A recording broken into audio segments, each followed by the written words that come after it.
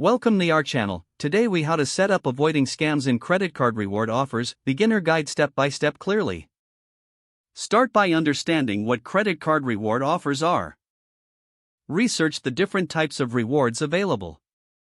Common categories include cashback, travel points, and merchandise rewards. Make a list of the credit cards that offer rewards that interest you. Visit the official websites of banks or card issuers.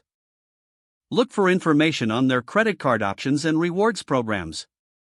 Be cautious of flashy advertisements or promotions that seem too good to be true. Read customer reviews on independent websites to gauge authenticity. Check for any hidden fees or terms associated with reward offers. Compare the rewards structure of different cards side by side. Look into the card issuer's credibility and customer service ratings. Beware of offers that require you to spend an unusually high amount within a short time. Understand the annual fees that may come with certain reward cards. Make sure the rewards align with your spending habits and lifestyle.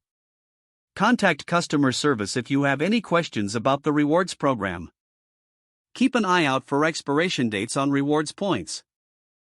Be cautious of bonus offers that require multiple purchases in one category to qualify. Review the terms and conditions thoroughly before applying for a credit card. Always read the fine print regarding reward calculations. Ensure there's a straightforward process for redeeming rewards. Stay informed about potential changes in the rewards program over time. Consider joining forums or groups where members discuss credit card offers. Lastly, monitor your credit report to avoid falling into debt traps. If the page does not load, refresh the browser or try again in a private or incognito window. Make sure you are using the correct email address, then retype it carefully to avoid small typos.